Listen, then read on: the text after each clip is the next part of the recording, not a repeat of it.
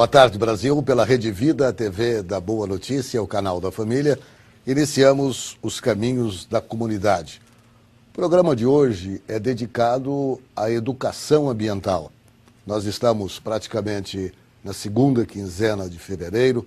São Paulo viveu momentos, tanto o estado quanto a capital, de tristeza com as tragédias, com as chuvas constantes, com os alagamentos, e o país, de um modo geral, viveu esse drama. Agora, o que é importante a população saber? Qual o resultado que a educação ambiental pode levar para melhorar esse quadro que a cada ano se renova no início, no país? Convidado do programa de hoje é o palestrante, engenheiro, ambientalista Sérgio Sintra.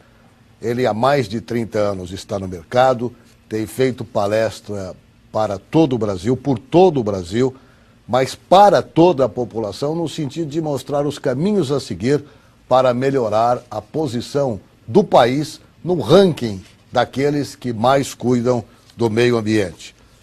Sérgio, eu quero saudá-lo e cumprimentá-lo e agradecer a sua presença aqui no programa. Muito boa tarde, Miziara. Eu que agradeço a oportunidade de a gente discutir um assunto tão importante quanto o meio ambiente. E eu espero que com esse programa de hoje a gente possa contribuir para que a população analise com um olhar mais crítico qual é o seu papel para resolver essa questão.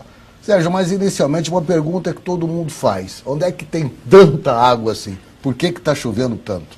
Essa pergunta, os meteorologistas costumam dar aquelas explicações maravilhosas, né? Eles falam da frente fria, da tropical, não sei do que, mas na verdade o que a gente precisa prestar atenção é que a temperatura da Terra realmente nas últimas décadas se elevou.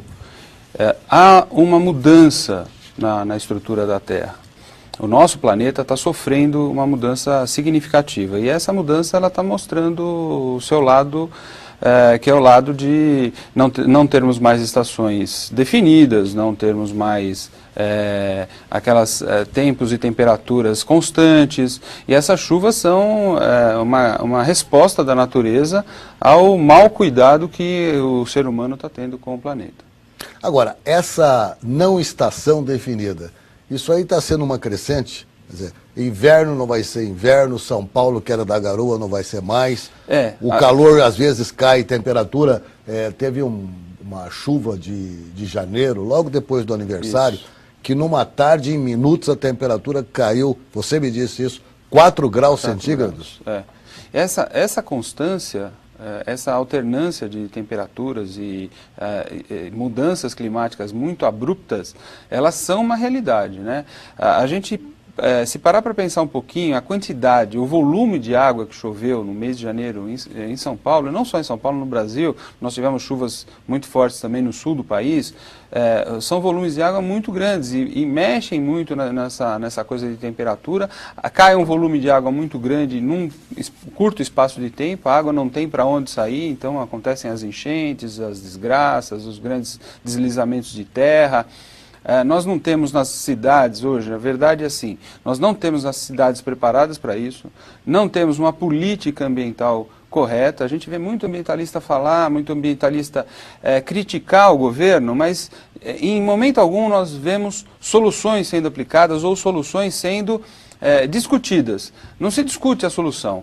Se fala mal do prefeito, do governo do estado, ou põe a culpa no São Pedro. Normalmente é isso que está acontecendo. Então essas mudanças, esses invernos muito rígidos, nós tivemos na Europa e nos Estados Unidos, né? Eu tenho o Anthony, meu amigo lá da Holanda, que estava aqui no Brasil em dezembro, voltou para o trabalho em janeiro, a casa dele estava com 20 centímetros de neve em Haia, que normalmente isso não era comum acontecer, o 20 centímetros de neve em frente à casa dele não era uma coisa comum. Então, invernos extremamente rigorosos é uma tendência também, essa máximos e mínimas, né? Isso é uma coisa considerável. A temperatura no Rio, 40 graus, 42 graus. Com sensação de 50 graus. Com sensação de 50. Né? Então, nós podemos observar que essa parte climática é uma resposta da natureza e efetivamente precisamos fazer alguma coisa. Quer dizer, a gente tem que condensar nessa palavra, é uma resposta da natureza. Agora, deslizamentos e enchentes, o que provoca isso? Bom, primeiro que as cidades não têm um plano diretor muito bem definido. As encostas do morro, por que ocorre o deslizamento? Um deslizamento ocorre porque a parte de vegetação que faz a cobertura do morro, que segura a terra, ela foi cortada. Então as raízes das árvores que fazem com que aquela encosta fique absolutamente rígida, ali condensada, a partir do momento que se cortam essas árvores das encostas, as árvores acabam acontecendo, deixam a superfície lisa, sem sustentação. É uma questão simples. Aí a gente pode ver nas imagens grandes catástrofes que aconteceram aqui em São Paulo, aqui no Brasil, pelo Brasil inteiro, porque corta-se as árvores, não tem sustentação e vem tudo para baixo. E não se pode deixar a população tomar conta dos morros. As prefeituras não podem deixar a população tomar conta do morro. É uma questão... normalmente, quando isso acontece, se coloca uma comunidade numa encosta, num barranco, vira uma causa social. Não, porque vamos tirar ali, não tem onde pôr e etc e tal. Aí o que acontece? Nós estamos...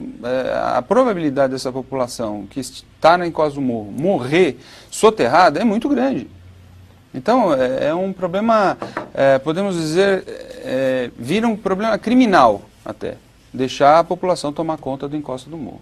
Agora, tudo isso que nós estamos assistindo, as fotos que o Sérgio selecionou para o programa, mostra que o caminho a seguir é a população ajudar. Em bairros ricos e pobres, hein, Mizia? Sim. Nós temos Angra dos Reis, nós temos outros... Porque quando a gente fala em costa de morro, normalmente está se falando...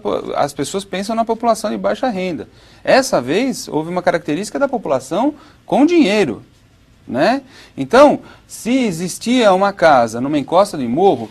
Essa casa provavelmente estava aprovada, o IPT estava pagando IPTU, estava aprovada na prefeitura, estava recolhendo os seus impostos. Quer dizer, não houve uma engenharia, não houve um plano diretor da prefeitura que pudesse entender que havia um risco e que para coibir alguma coisa nesse sentido. Então, vai colocar uma casa numa encosta de morro, tem que se estudar. Geólogos têm que estudar o ambiente, tem que ter um estudo... Agora, para que colocar também? Exatamente. Ou seja, uma outra coisa que preocupa muito a gente é o seguinte, vamos pegar o exemplo do litoral sul, né? Santos, Praia Grande, Mongaguá, Peruíbe, praticamente já não tem mais área para construção. Isso. O pré-sal vai provocar uma população mais forte lá de trabalhadores e que precisam de casa e não tem. Sobra a Pérola do Atlântico, a Ilha do Guarujá. Até então, era permitido apenas na região de Enseada e Pernambuco, casas, apartamentos com prédios de até 4 pavimentos. Que notícia surpreendente, mudou o zoneamento no Guarujá. Sim. A gente vê prédios de 12, 15, 20 andares, aumentando a população e com isso poluindo ainda mais a Pérola do Atlântico, que é o Guarujá. Aumenta-se a população, aumenta-se a quantidade de lixo produzido por essa população. Se tem a escassez de água, porque no Guarujá há uma característica de termos um volume de pessoas na época de temporada extremamente elevado, que precisa tomar banho, que precisa se alimentar. Então a gente começa a ter aqueles problemas, há o problema do trânsito na cidade, né? Então, é falta de planejamento. O plano diretor realmente é culpa de quem mudou o zoneamento, da Câmara, do prefeito que fez essa mudança. Ele vai pagar caro e a população vai pagar caro. Aí o que acontece? Desvaloriza aquele imóvel, as pessoas começam a deixar de ir para lá na época de temporada, porque vão se assustar com a situação, digamos, aquém das expectativas da população. Então, deixa de ser um lugar turístico interessante para ir. Aí a população começa a se afastar. O turista foge, né? Ele não vai lá para sofrer. Quer dizer, a pergunta que eu quero te fazer é o seguinte, o que o governo pode fazer e como que a população pode ajudar? O governo, a gente pede, pelo menos, que tenha bom senso. Sim. Né? Agora, o que a população pode fazer? Cada vez mais depende mais da população. Né? Só que assim, o governo e a população têm que trabalhar em conjunto para ter uma solução mais adequada. Então, algumas ações que podem ser tomadas são ações relativamente simples, né? A população separar, por exemplo, o lixo dentro de casa, os recicláveis dos orgânicos, mesmo que não tenha coleta seletiva no seu município, fazer essa separação interna, porque quando isso chegar num aterro sanitário separado, vai haver uma facilidade na coleta desses resíduos. Então, já se facilita a parte do aterro sanitário. Então, a própria população deve fazer uma separação interna dentro da sua residência. E ela vai ficar assustada com o volume de reciclados que aparece. Óleo de cozinha. Jamais jogar óleo de cozinha na pia. Isso é um crime. 1 litro de óleo de cozinha pode contaminar dezenas de milhares de litros de água, e é uma contaminação que demora muito, tem um investimento muito alto para separar essa água dissolvida, esse óleo dissolvido da água. Então, isso é uma coisa interessante. Outras ações, em vez do governo construir piscinões que hoje são ineficazes, as chuvas provaram isso, vamos construir piscininhas em casa? Vamos reciclar a água da chuva? Uma caixa d'água, as calhas todas, jogando a água da chuva, coletando a água da chuva para uma caixa, então a gente começa a ter reservatórios dentro das nossas casas. Né? E essa água vai servir para rega de jardim, vai servir para lavagem de piso, vai servir para lavagem de carro, vai servir para descarga de banheiro, fazer tubulação independente das descargas de banheiro. Calçadas verdes. Todo mundo sabe, São Paulo hoje é impermeável. Há pouco tempo atrás se gastou uma fortuna se trocando o piso da Avenida Paulista. Interditou-se, inclusive, as vias, as faixas mais à direita. Eu acho isso um absurdo. Por que os ambientalistas não brigam para nós termos grama nas calçadas? Para tornar a cidade permeável, para a água ter onde escoar. Mas o salto das senhoras vai ser ruim. Vai andar de tamanco, de uma sandália diferente, de um outro tipo de calçado, para não ficar para não ser desconfortável de andar. Vai ser um desconforto, mas vai ser um conforto muito maior quando o solo permitir que a água infiltre. Lixeira aqui nos Jardins, na região dos Jardins, em São Paulo, por exemplo, na época das chuvas, eu estava num dia de chuva na Avenida Paulista. Então, a água desce pelas ruas, né, segue o fluxo natural dela. A quantidade de sacos plásticos no chão, nos prédios e nas casas, é uma coisa absurda. Aí a água arrasta, esses sacos furam, o lixo tapa o bueiro, dá enchente.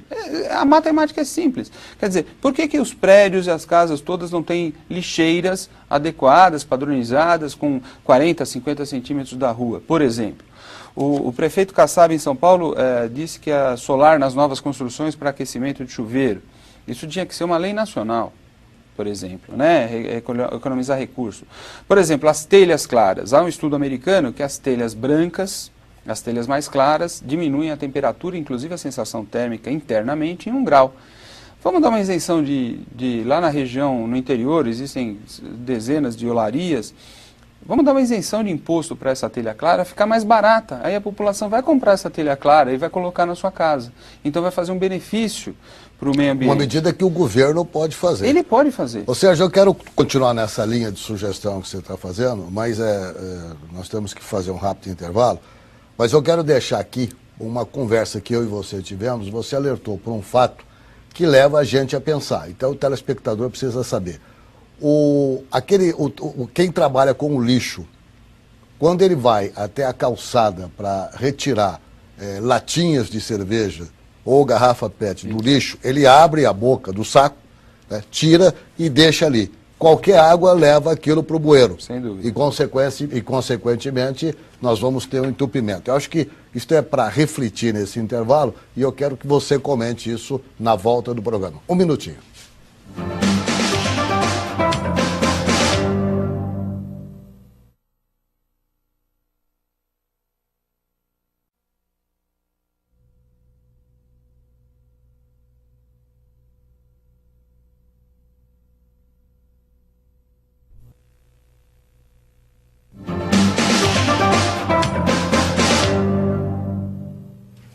O engenheiro e ambientalista Sérgio Sintra, aqui no programa Caminhos da Comunidade, orientando a população na questão do meio ambiente. O Sérgio tem feito várias palestras pelo Brasil. O site da sua instituição e da sua empresa mostram informações importantes que o cidadão comum pode obter para resolver, pelo menos a sua participação nessa questão do meio ambiente. Está aqui embaixo o telefone de contato do Sérgio Sintra e o site da Ambiental ms.com.br, com informações importantes, com filmes que nós vamos apresentar aqui durante o programa, para que o telespectador, mesmo que impactado, saiba qual é o seu caminho a seguir. Nós estamos em Vitória da Conquista, na Bahia, pelo canal 14, Senhor do Bonfim, também na Bahia, pelo canal 14, Rui Barbosa, canal 5, e Salvador, canal 44. Vários outros municípios da Bahia nos recebem. E convites para o Sérgio para a palestra pelo telefone já anunciado aí, ou mesmo pelo e-mail. Vamos disponibilizar o telefone 3621-4333, 11, operadora de sua preferência. Sérgio, vamos voltar à questão da orientação ao nosso telespectador. O que a população mais pode fazer? A questão do óleo que sobra, nós tratamos aqui durante os intervalos. Como é que a dona de casa pode se livrar desse óleo usado? Olha, o óleo de cozinha, por exemplo, a Associação das Padarias Panificadoras aqui do estado de São Paulo tem um programa para recolher esse óleo e trocar por sabão. Existem algumas comunidades que fazem isso em vários setores da cidade. Nós temos também supermercados que recolhem esse óleo. Os supermercados são grandes redes que recolhem esse óleo para fazerem a reciclagem corretamente. Os postos de gasolina, eles poderiam receber esse óleo. O posto de gasolina, ele tem a responsabilidade do óleo usado dos veículos serem recolhidos e adequados a destinos adequados para a reciclagem. Então, esse óleo de cozinha também poderia ser recebido pelos postos de gasolina. E a questão da água. Eu vi, no final de janeiro, uma entrevista do Gessner de Oliveira, presidente da Sabesp, extremamente preocupado. Ele dizia o seguinte: olha, quando todo mundo pensa que chover mais resolve o problema da água, é exatamente o contrário, porque chuva em abundância com essa força estraga todo o nosso equipamento e aquilo que foi colocado em outros setores da infraestrutura. Sim. Como é que se analisa essa questão da água? Porque pensa-se que nós temos muita água, que o Brasil é privilegiado, mas é um recurso finito. Olha, a parte de água no país, o Brasil tem embora seja o país que mais tem água no mundo, aí a gente reúne Rio Amazonas, Aquífero Guarani, nós somos um país realmente rico em água. Mas a quantidade de água que nós temos, doce, no mundo, é muito pequena. Ela representa praticamente 0,5% de toda a água do planeta. O resto está a água salgada e o gelo dos polos. Então nós temos que, realmente um bem finito, um bem que nós temos uma grande necessidade de preservação.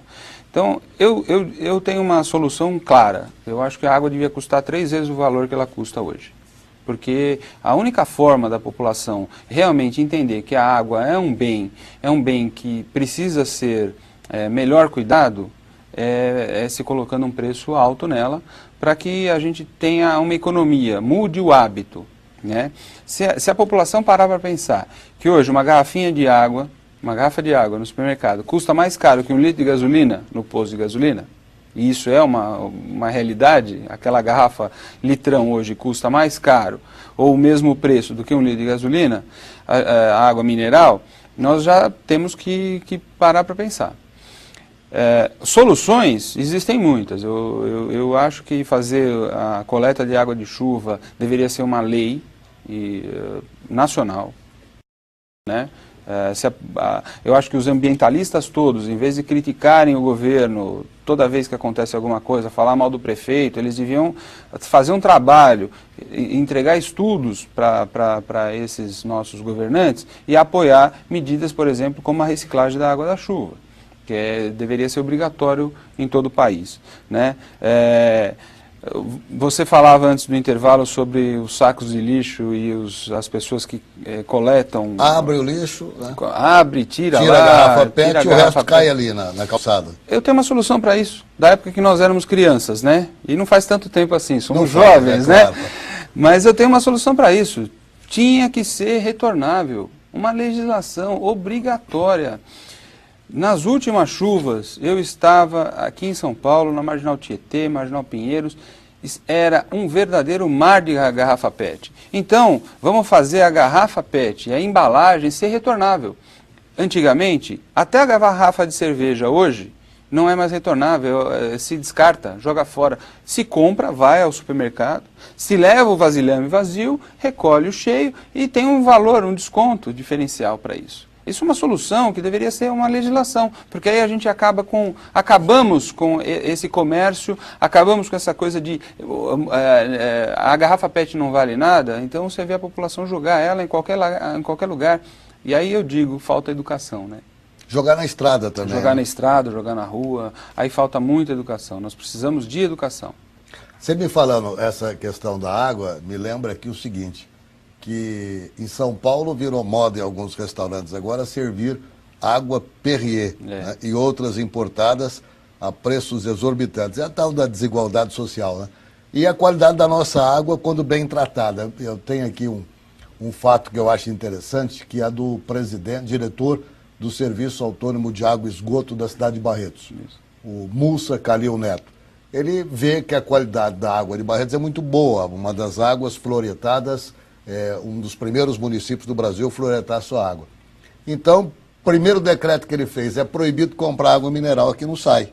Todo mundo bebe a água da torneira, porque é uma água bem tratada, né? Sim, é uma coisa que a gente tinha que estimular também. Sem dúvida, sem dúvida. Hoje as empresas que fazem o tratamento da água no Brasil têm alta tecnologia, têm grandes equipamentos. A água brasileira hoje é uma água de excelente qualidade. Ela só tem que ser armazenada corretamente, né? A limpeza de caixas, tem alguns cuidados que nós temos que ter como consumidores, mas é uma água de primeiro mundo, né? As cidades do interior, inclusive, têm águas, o circuito das águas aqui no interior de São Paulo é maravilhoso, né? Tem água aqui comparada a grandes regiões da França, grandes regiões de... A água de Ibirá. A água de Ibirá, a termas de Ibirá. Tem o vanádio, isso, né?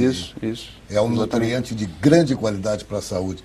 Sérgio, quais as ações que a população, o cidadão pode fazer em sua casa para evitar o problema da falta de água, que nós vamos ter consequência? Eu já vi sua palestra, você fala que a próxima guerra vai ser por água, vai se brigar por água. Sem dúvida. Agora, como é que... Aí tem gente que diz o seguinte, bom, felizmente eu não vou estar vivo para ver. Olha aqui, conceito de cidadania grande. O que a cidadão pode fazer em casa para ajudar a resolver esse problema? Olha, a resposta, a natureza está dando respostas muito claras e muito rápidas de que nós precisamos agir. A primeira palavra básica, quando nós tratamos com relação ao meio ambiente, na minha opinião, é meio ambiente, qualidade, educação. Então, a falta de educação da população, esse espaço que a Rede Vida está abrindo para nós aqui, é um espaço que deveria ser aberto a todas as emissoras de rádio e TV para a conscientização da população da importância, a sua importância como papel primordial na preservação da humanidade e na preservação do meio ambiente. Então, as ações de reciclagem, coleta seletiva, ações de não contaminar córregos, não contaminar açudes, em hipótese alguma, separar lixo dentro de casa, óleo de cozinha, pintar telhado de branco, fazer coleta de chuva. Horta comunitária. Horta comunitária. A gente falou do óleo de cozinha, né, transformar em sabão. Isso é um processo relativamente simples. Então nós temos algumas ações que devem ser feitas e devem ser incentivadas pelo governo. O governo precisa estar atrás, dando isenção de impostos a todos esses, IPTU, né? Se a casa tem uma construção, inclusive, nós estamos participando de um projeto que eu vou anunciar aqui em primeira mão, era segredo até hoje, nós vamos anunciar aqui em primeira mão. Nós estamos fazendo uma residência aqui em São Paulo tá? Que vai ser uma residência 100% ecológica. Arrumamos alguns empresários envolvidos em situações, está sendo capitaneado por um amigo nosso, o João Braçal Neto, da JBN, e nós estamos fazendo uma residência 100% ecológica, de verdade, com todos os cuidados. A ideia é mostrar... Residência piloto. Uma residência piloto. A ideia é nós mostrarmos para as autoridades o que seria uma residência, como deveria ser uma residência verde. Esse negócio de a gente vir aqui e falar, parece um discurso sem fim. Então, resolvemos provar como uma coisa funciona. Então, nós vamos fazer uma residência e estamos construindo uma indústria ecologicamente correta. Então, nós vamos ter dois modelos, de uma residência e de uma indústria. Vamos apresentar à população, vamos apresentar aos nossos governantes, para que eles analisem e façam projetos internos, façam legislações, os nossos amigos vereadores, vamos abrir essa casa e essa indústria para que os nossos colegas vereadores, nossos amigos vereadores que são mais próximos da gente, possam visitar e possam legislar, dar isenções de IPTU para essas novas construções que vão ser feitas de uma forma mais capacitada, mais adequada à nova filosofia, uma filosofia mais moderna, uma filosofia ambientalmente mais correta. Então é um projeto de monta, um projeto relativamente grande, que envolve um esforço de toda a indústria, desde a tinta à base de água na pintura da casa, o piso, o telhado, a coleta de água, o solar, iluminação LED, entende? São ações, uma lâmpada LED, ela dura 30 anos sem trocar. Ah, mas a instalação é mais cara, mas 30 anos sem trocar. E a comum? A comum dura meses. Muito bom. Sérgio, um rápido intervalo e vamos continuar no tema.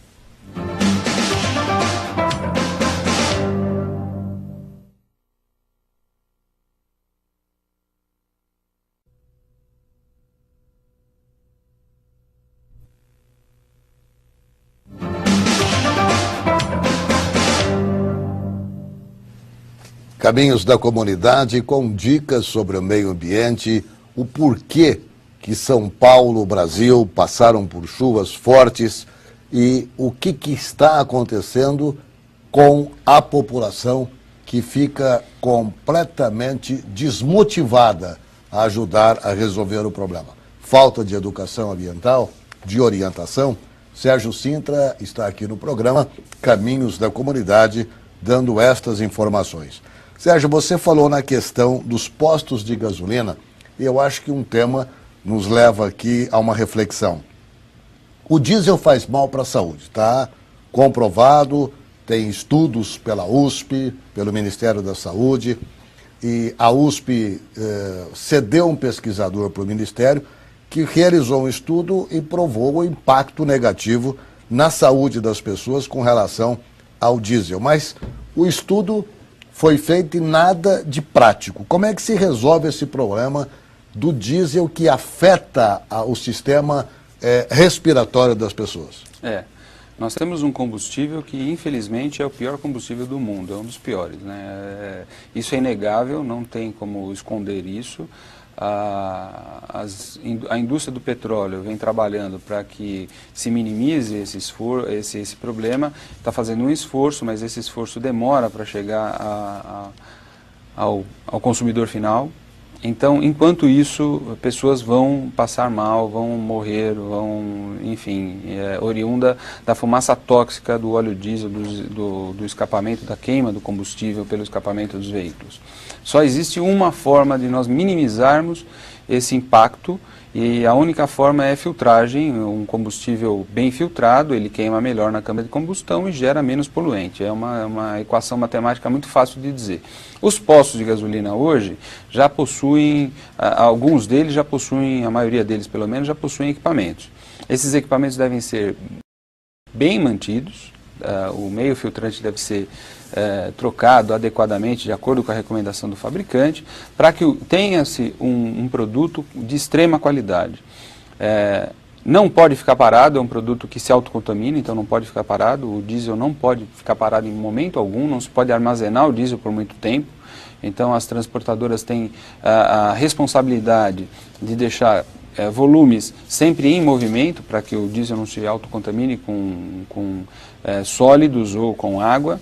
O biodiesel, que é uma solução energética para o país sensacional, é realmente salvação do país, do ponto de vista déficit de diesel, que o Brasil hoje ele importa muito diesel, exporta gasolina, o grande problema do país é o diesel, então ele é caro, ele é ruim, porque tivemos que as petroleiras tiveram que mudar a faixa de craqueamento do petróleo para pegar faixas mais leves, para ter mais volume, e isso gerou um combustível de péssima qualidade com relação a outros países do mundo. Só vamos ter um diesel bom em 2012 com o S50, o S é o enxofre, 50 ppm, hoje nós temos 500 ppm, né? Nas capitais, e temos 1.200, 1.800, 1.500 no interior. Então nós temos um combustível realmente muito ruim e só tem uma forma de convivermos com isso, de minimizarmos esse impacto. E a minimização disso é com filtragem, é com tratamento, usar esse produto de uma forma extremamente adequada. Essa filtragem pode ser uma legislação municipal? Pode ser uma legislação municipal. Inclusive, isso cabe ao prefeito e ao vereador? Ao prefeito e vereador. Inclusive o município de Indaiatuba recentemente fez uma legislação obrigando todos os pontos de abastecimento de diesel a possuírem filtros que gerem uma qualidade melhor, em função desse estudo do pesquisador da USP, o Paulo Saldívia. Vamos aqui nomeá-lo, porque vale a pena, uma pessoa extremamente séria. Ele tem... O próprio ministro da Saúde, o ministro Temporão, contratou o Paulo Saldívia para fazer um estudo do impacto disso no SUS, na rede de assistência, né, médica. Então o problema é sério, né? O Paulo Saldívia chega a afirmar que os poluentes do óleo diesel chegam ao mesmo nível do cigarro. Então é uma questão que tem que ser analisada. Que tem que ser analisada. Só que o cigarro não é uma legislação municipal. Felizmente o governador Serra tomou uma atitude séria e positiva, mas a questão do diesel pode ser tratado a nível municipal. Pode ser tratado a nível municipal. Sérgio, o encontro que tivemos em Copenhague, na questão do meio ambiente, você entende que houve resultado positivo? Alguma ação inédita para a proteção do meio ambiente foi proposta? Infelizmente, foi elogiável a participação brasileira no COP15. Temos que dizer que houve um esforço muito grande do governo federal em tentar melhorar a situação do planeta, em minimizar os impactos ambientais, mas infelizmente o dinheiro fala mais alto. Infelizmente o poder econômico fala mais alto. Então os países, os maiores poluidores do planeta, que nomeadamente são os Estados Unidos e a China, eles acabaram coibindo ações mais efetivas. E vão pagar caro por isso, não tenha dúvida. Na época dos terremotos, na época já tiveram um inverno extremamente rigoroso, né? Eu acho que algum governante desses países que estiveram em Copenhague, por um minuto sequer, deitado ao travesseiro, eles devem ter refletido sobre a ação deles em Copenhague, se aquele inverno rigoroso, onde pessoas morreram de frio nos seus respectivos países, se eles não tiveram responsabilidade. Infelizmente, não aconteceu nada, ficou tudo para o México.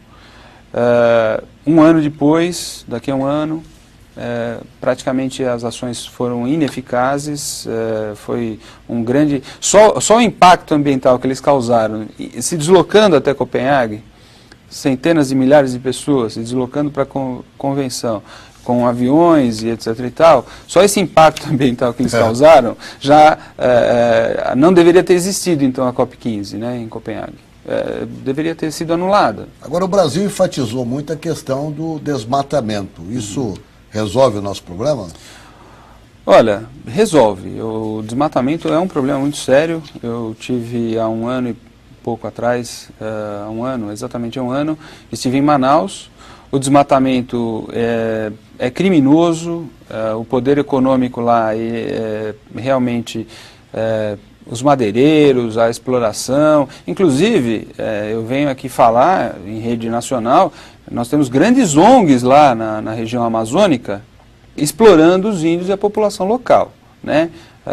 Aliás, eu faço um convite ao telespectador que, em vez de pegar o avião e ir para a Disney, pega o avião e vai para a Amazônia antes que ela acabe, né? Porque a forma como estão explorando aquela região denota, é fácil, é claro, verificar. Meu amigo Max Teixeira de Manaus, um grande abraço para ele, com certeza está vendo lá. Ele é um ambientalista que está lutando muito para a melhoria da situação do estado do Amazonas. Então a gente tem que deixar claro que o desmatamento é uma ação que deveria ter sido feita já há muitos anos atrás. É uma questão de saúde pública do planeta. É uma questão de saúde pública do planeta. A única região verde que nós temos no planeta. Então tem que preservar. Mas tem que preservar e não colocar na mão de ONGs estrangeiras. Eu falo aqui... Que vem aqui, faz experiência e vai embora. Exatamente. E deixa o problema para o Brasil resolver. E deixa o problema para o Brasil. Vem aqui, explora as plantas medicinais, descobre remédios junto com os índios da região, fazem a população local pobre, carente, injeta dinheiro nesse pessoal para produzir documentários, para se produzir filmes, para se produzir, para se contar segredos da medicina de plantas. Alguns tratados como cobaias como também. Como cobaias. Sérgio, na análise que nós estamos fazendo agora no conceito internacional, como Copenhague, há a questão do Haiti. Como é que você analisa todos esses acontecimentos que movimentaram a opinião de todo mundo? Olha, Miziara, eu tenho uma opinião um pouco chocante com relação ao Haiti. Eu vou comentar com você, com os nossos telespectadores, a minha opinião sobre o Haiti é que é um país que há anos vem sendo palco de uma guerra civil interna muito grande, né? Eles não se respeitam como seres humanos entre eles, há anos isso vem acontecendo. É um povo, nós estamos falando aqui que é o canal da família, então eu me sinto à vontade para dizer que é um povo que adora voodoo, magia negra, etc e tal. As forças do universo, assim, chega uma determinada hora que o universo, ele responde. Então, tirando a parte humanitária que nós todos somos sensíveis àquele sofrimento daquele povo, nós temos que analisar que o que aconteceu ali talvez tenha sido uma resposta divina pela forma como eles têm se tratado como seres humanos, né? A gente não pode deixar de analisar esse ponto, que isso pode ter sido uma resposta do universo com relação ao maltratamento deles mesmo, com relação a eles como seres humanos. Eu, particularmente, acho que toda ajuda humanitária que está sendo feita deve ser muito bem definida, porque deveria se reconstruir o país e se reconstruir a sociedade. O Brasil tem enviado tropas, tem enviado militares, tem enviado alimentação, e eu, nesse momento, eu gostaria de ser um pouquinho egoísta. A minha opinião é um pouquinho egoísta com relação a isso. Eu acho que nós deveríamos mandar militares para o Rio de Janeiro para conter a violência do crime organizado, prioritariamente antes do Haiti. Eu, particularmente, acho que nós deveríamos mandar comida, roupa e alimentos para as pessoas desabrigadas com as chuvas que aconteceram não só em São Paulo, mas na região sul do país, de uma forma geral. Eu acho que eu estava um sábado, logo depois do Ano Novo, aqui na região do Butantã, um bairro nobre de São Paulo, um deslizamento, matou uma senhora que estava na residência dela. Eu gostaria de saber o que foi feito para aquela senhora, para a família daquela senhora, se preocupou com a reconstrução da casa dela, alimentação para quem sobrou daquela família que foi dizimada por um deslizamento. Então, a minha opinião com relação a isso é um pouco contundente e pode desagradar a muitas pessoas. Eu vejo, por exemplo, bancos fazerem um marketing muito grande com relação ao Haiti. Eu gostaria que esses bancos tivessem estivessem fazendo um marketing muito grande com relação aos desabrigados das chuvas de São Paulo. São Luís de Paraitinga por exemplo, seria muito, né? Por exemplo, uma cidade histórica que foi soterrada. Exatamente. Então, em vez de nós estarmos 100% envolvidos com o Haiti, tentando reconstruir o país, o Haiti como respeito, né? Mas eu acho que nós deveríamos reconstruir São Luís do Paraitinga. É uma cidade histórica, é uma cidade que tinha um carnaval belíssimo, que não vai ter carnaval esse ano, é uma cidade que tem a cultura, a flor da pele nas suas construções, e foi dizimada. E o que foi feito com relação ao São Luís do Paraitinga? Muito bem, rápido intervalo e voltamos com o último bloco de Caminhos da Comunidade.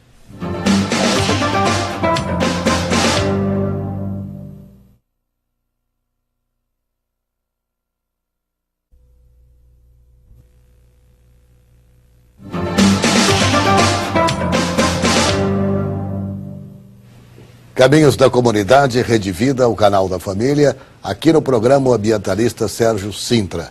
Tudo isso que nós tratamos aqui, você que infelizmente chegou agora, tem a reprodução do programa nos horários alternativos desta noite para amanhã, sábado. Mas você também tem o site da Ambiental MS. Pegue aqui o endereço, o telefone e veja a sequência daquilo que nós tratamos no programa. Como é que você pode dar a sua contribuição? O Sérgio traz um filme que nós vamos querer mostrar agora, que efetivamente faz a condensação do que o lixo jogado na natureza pode provocar. Ele tem dito que esta questão é preciso impactar, as pessoas têm que compreender que aquele papel que ele faz, jogando uma lata no córrego ou uma garrafa PET nos nossos rios, o que pode provocar. Vamos ver esta cena importante.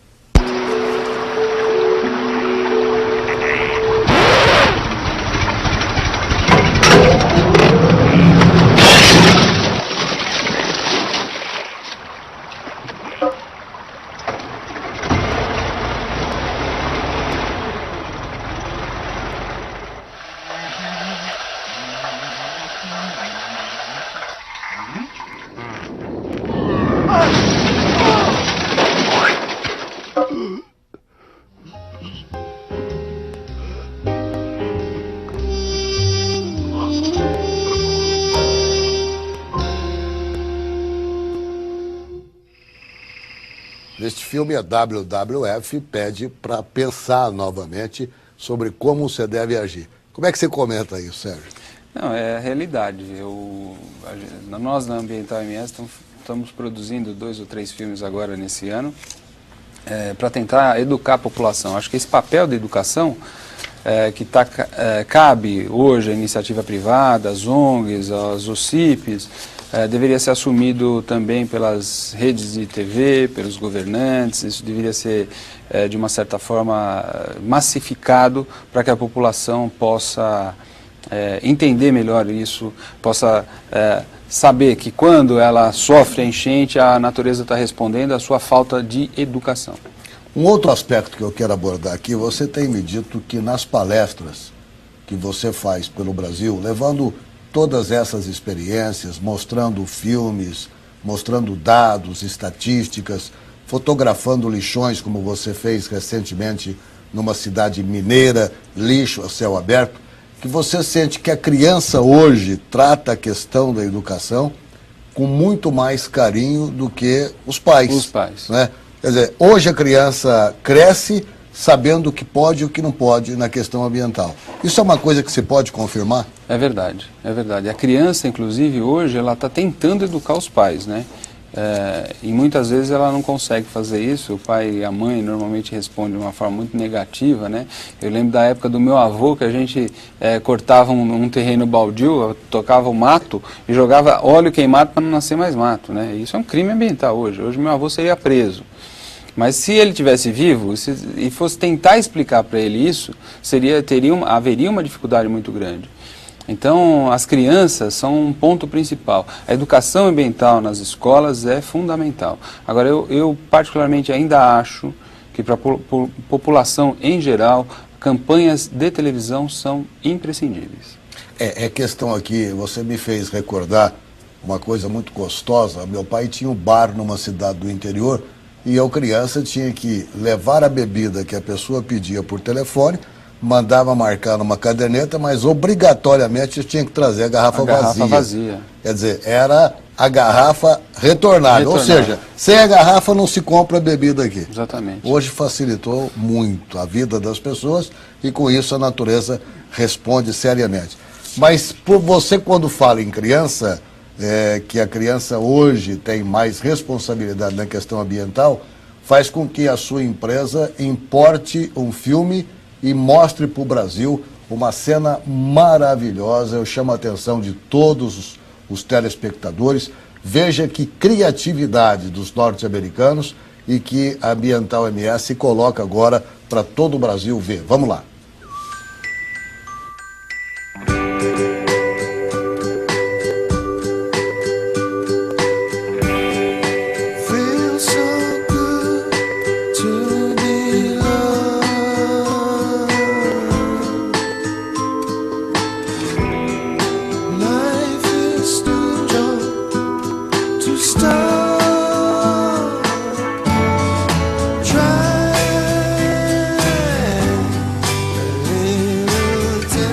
L'eau est un bien trop précieux pour être gaspillée.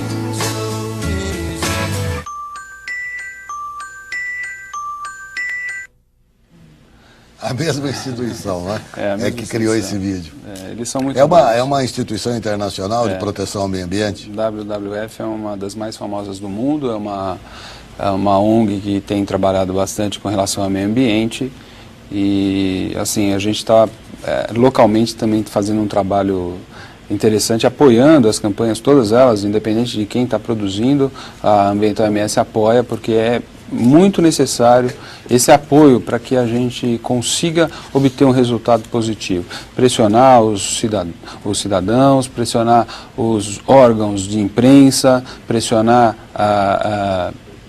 as novelas, né? Vamos colocar um pouco de conscientização ambiental nas novelas como tema, senhores? É uma coisa interessante, fica fácil, é uma mensagem que passa fácil para a população, né? Pressionar os governantes, né? Os nossos vereadores principalmente, né? A fazer com que os nossos vereadores façam legislações adequadas ao meio ambiente.